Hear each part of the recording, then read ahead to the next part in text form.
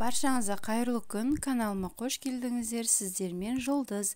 Бүгін каналымызда осындай салмасына ешқандай кукуруз қоспай-ақ өзінің формасын ұстап тұратын карамельді банан пирогын пісіретін боламыз. Өте дәмді, әрі жұп-жұмсақ болып пісіп шығады.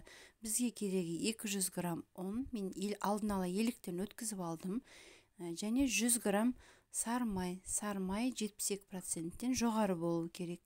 Осы екеуін біріктіріп, крошка жасайтын боламыз. Он мен майды біріктіріп үгітеміз. Мінекей толықтай үгітіп алдым. Енді осыған 1 шай қасық қопсытқыш қосамыз.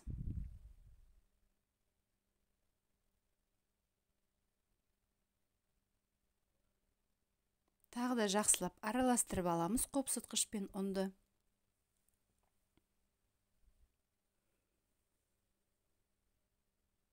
Ұнымызды бір шетке қоя тұрып, осыған құятын жұмыртқаға қантты қосып, жақсылап араластырып, қанты ергенше араластырып дайындап алуымыз керек. Бірінші қантымыз толықтай ергеннен кейін, енді осы сұйықты біз ұнға құйып, жұп-жұмсақ қамыр илейтін боламыз.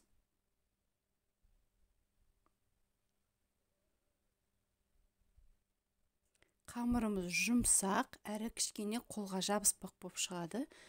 Одан артық ұн қоспаңыздар, мен көрсеткен граммдан. Неке осындай жұп-жұмсақ болып шығады қамырымыз. Салмасын дайындағанша осы қамырды біз салафанға салып, холодильникке қоя тұратын боламыз. Өйткені ішіне қосылған май еріп кетпеу керек.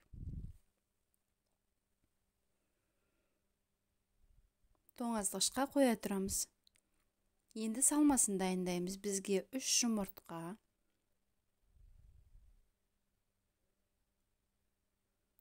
200 грамм қаймақ, дүкеннің қаймағы, және майлығы маңызды емес.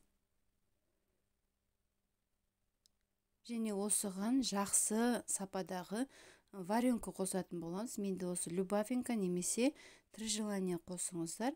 Варенкілеріңіз осындай қоюлықта болса, ешқандай начинкаңыз ағып кетпейтін болады ортасын кескен кезде. Осындай қоюлықта болу керек міндетті түрде. Ал егерде сұйық варенка алатын болсаңыздар, онда крахмал қосу керек болады қатаю үшін.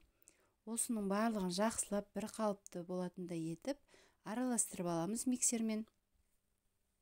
Неке салмасын толықтай араластырып қойдық. Енді осы формаға қамырды төсеп шығатын боламыз, жан-жағын биіктетіп. Форманы сіздер 22-24 диаметрлікті алсаңыздар болады. Ал егерде сіздерде 2 пирог жасағыларыңыз келсе, онда осы көлемді сіздер 2-ге көбейтіп жасай беріңіздер. Мінеке қамырдың жан-жағындағы бортиктерін көтеріп жайып шықтым, және осылай шанышқымен тесіп шығуымыз керек. Қамырымыз көтеріліп кетпеу керек. Енді осыған 1 немесе 1,5 банан керек.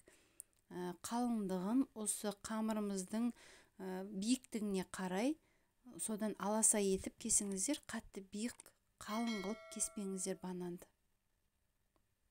Құрметті көрермен, менің каналыма жаңадан келген көрермен болсаңыз, каналға тіркеліп, подписаться деген қызыл батырманы бассаңыздар тіркелесіздер, және ұнаған видеоларыңызға лайк басып, және басқа да жақындарыңызбен, туыстарыңызбен бөліссеңіздер болады. Неке бананды осылай барлық жеріне жайып тізіп шығамыз. Бананды салу, көптеу, аздау салу, ол сіздердің қалауларыңызша. Мен осындай 1 бананды ғана бөліп кесіп салдым. Енді осыған дайындап қойған начинкамызды үстіне құятын боламыз.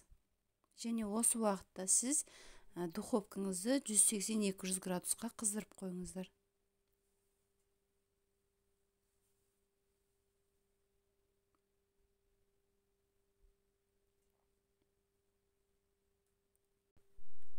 Неке толықтай салмасын құйып болғаннан кейін, қызып тұрған духовкеде 35 минутта 180-200 градуста пісіріп алатын боламыз.